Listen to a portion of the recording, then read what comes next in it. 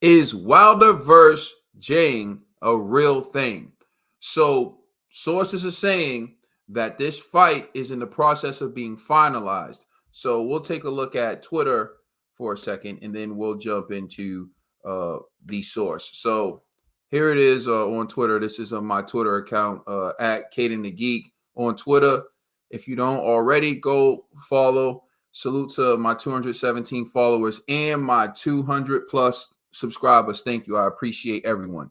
So Michael Benson tweeted, Deontay Wilder versus Zhilei Zhang is reportedly now being finalized for June 1st in Saudi Arabia on the same show as Arthur Beterbiev versus Dmitry Bivol.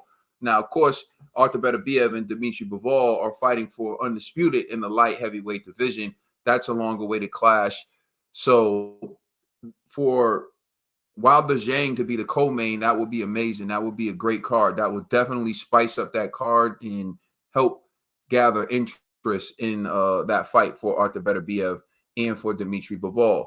So the source is Mike Carpenter, as you saw. So we're going to take a look at the report that Mike Carpenter published, and then we'll talk about whether or not we believe it's a real thing, or whether I believe it's a real thing or cap. You can let me know in the comment section if you think it's a real thing or cap.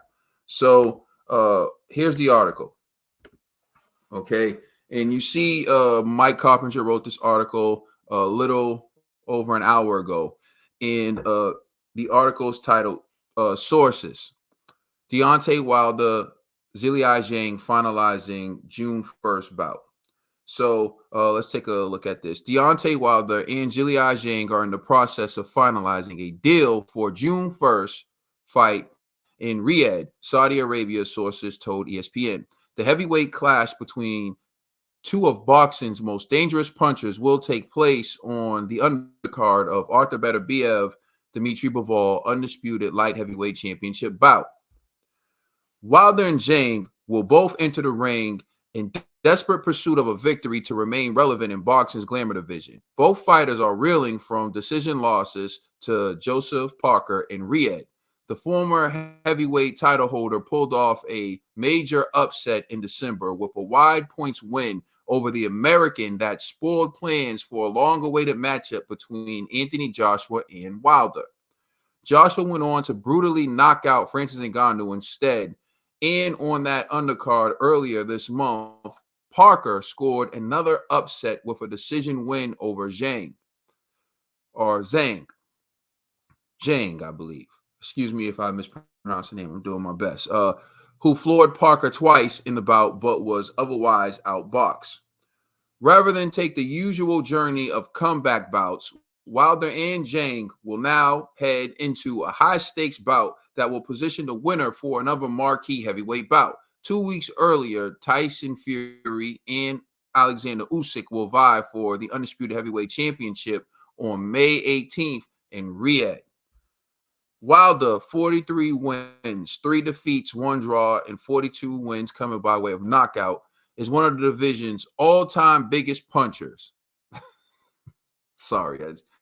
I got to read that joke again. Wilder, 43 wins, 3 defeats, 1 draw, 42 big wins coming by way of knockout, is one of the division's all-time biggest punchers. But, of course, there's some man out there who did the Wilder audits, who showed you each and every person that Wilder knocked out. And if you take a look at that, you tell me if that qualifies him as one of the all-time biggest punchers, you know, especially when you think about when Wilder stepped up in class against Joseph Parker.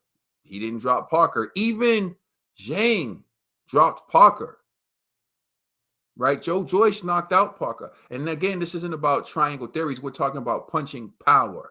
Wilder couldn't even put a glove on him. And when Wilder did touch him, it didn't really look like he hurt Joseph Parker. So I'm just saying, does quality matter? Does the quality of the opponents you're knocking out matter? Because if it does, how many times has Wilder knocked out a quality opponent? Well, the 2 times he was in the ring with the quality opponents, he took L's. So we'll read that joke one more time and then we'll keep going. Wilder, 43 wins, 3 defeats, 1 draw, 42 KOs, is one of the division's all-time biggest punchers. but the fighter from Alabama has lost 3 of his last 4 bouts. 2 of those losses came in the championship trilogy with Fury. Fury scored a 7th round TKO in the 2020 rematch, and then an 11th round knockout the next year that was named ESPN's Fight of the Year and KO of the Year. All right. So they're saying Deontay Wilder lost 3 of his last 4 bouts. And they pointed it out. Remember, 2 of them were by knockout. One was a technical knockout in the 7th round. But remember, Brilliant didn't throw in that towel. He probably would have went out the same way he went out in the 11th round in the trilogy. While the ESPN's number 7 heavyweight is the former heavyweight champion who dropped Fury 4 times across 3 fights. He is 38, and although he's an inch taller than Zhang, he figures to concede close to 80 pounds to the much heavier Zhang. Wilder weighed 213 pounds in the loss to Parker. Okay. Zhang will be 41 on fight night. He is ESPN's number 6 heavyweight and a southpaw puncher who is light on his feet considering his enormous size. The fighter from China is 6'6" and weighed in at 291.5 pounds in the loss to Parker. So here's the thing, right? People like to bring up size, but at some point, is it good weight? If it's pounds of muscle, then it's good weight.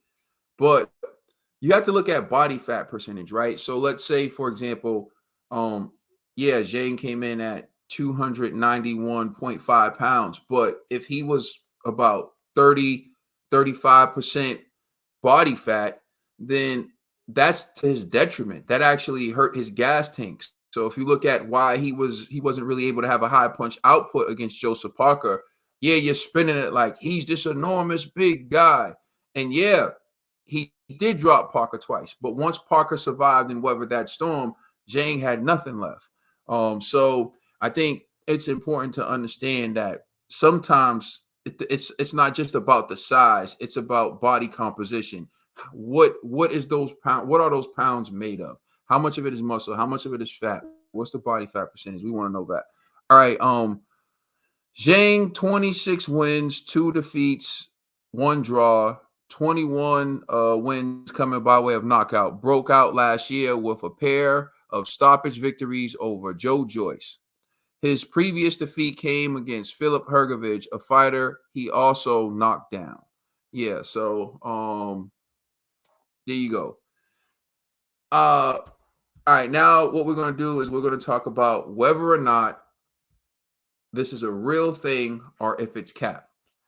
Deontay Wilder's had a lot of cap in the past when it came to making fights. He would always call out someone, but then the fight wouldn't happen. Think of Andy Ruiz, for example. 1 minute they were going to fight, the fight didn't happen. Anthony Joshua before that. So now they're saying they're in the process of negotiating this fight for Riyadh, Saudi Arabia.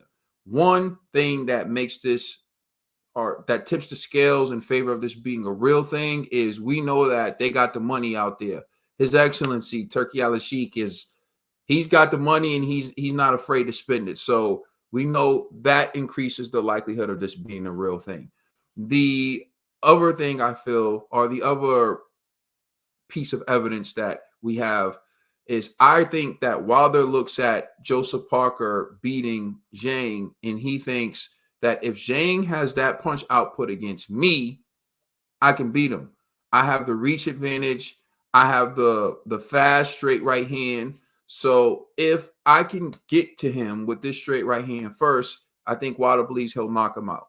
But I think Wilder trusts his chin. And, Wilder, you got to give it to Wilder. I mean, he's shown the ability to take a good punch. I mean, I know he got knocked out by Fury. Some people are going to say Fury's pillow fist and all types of things, but Fury also knocked out Dillian White, and Fury beat Chisora so badly they had to stop the fight.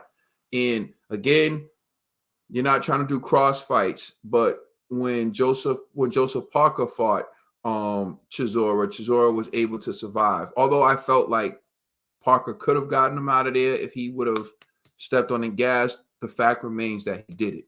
And Fury was able to stop him in their third fight because Fury does have a trilogy with him. But anyways, I think both fighters believe they have advantage over one another. So, for example, I believe Deontay Wilder feels like Zhang's punch output is too low. Zhang is too slow. And I think he feels like that gives him the advantage. And I think he feels like over time, he'd be able to get to Zhang. Whereas Joseph Parker was elusive. Joseph Parker was very fast. And Joseph Parker brings different elements to the game that Zhang did not. And that's what allowed Joseph Parker to beat Zhang and both Deontay Wilder. I feel like Wilder feels like he has those advantages. If you're Zhang, you think about the fact that Wilder seemed gun shy in there against Joseph Parker. And if you're Zhang, you're like, I know I have more heavy artillery than Joseph Parker. Zhang knows he has more in the arsenal, as you've seen in the article. And if you saw the fight, then you know he dropped Herkovich. If he dropped Joseph Parker twice. He sparked out Joe Joyce, who prior to that fight was known as having an iron chin. So if you ask me, when they say Deontay Wilder's one of the most powerful punches of all time, I'm more impressed with Zhang's power because of who he's dropped and who he's knocked out.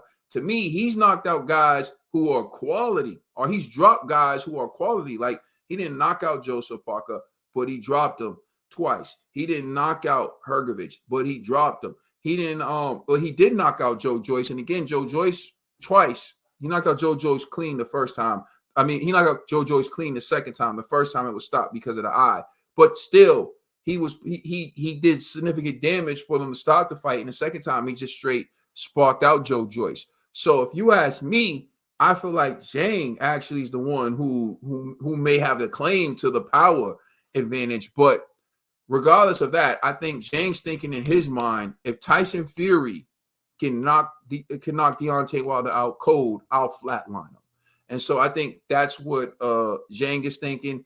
So based on all the things I said, I'm going to lean towards this being a real thing because Saudi Arabia has the money, and I believe there's enough there for both fighters to feel like they have the advantage over one another. But with that being said, it wouldn't surprise me if this turns out to be cap and they don't step in the ring, because we've heard that Deontay Wilder's been in negotiations with AJ. He's been in negotiations with Andy Ruiz. He was in negotiations with Alexander Povetkin, and then it never came through. Now, I know the Deontay Wilder fans are going to come and start talking trash in the comment section. I'm not trying to diss Wilder. In fact, I hope that this fight is real because I think it's a great fight for Wilder. It's a great fight for Zhang. I think it's a pick'em fight, but I'm leaning towards Zhang at the moment because I just think he's the harder puncher. I think he's the more skilled fighter. And I think Wilder has to survive the first 4 rounds, and I don't know if he can do that. But of course, as is always the case with Zhang, if the longer the fight goes on, the more it tends to favor his opponent because 99% of Zhang's gas tank doesn't exist. So let me know what you think in the comment section. Do you think this is a real thing or do you think it's cap? Let me know in the comment section. Thank you for watching. Hit the like button, share, subscribe. I'm out. Peace.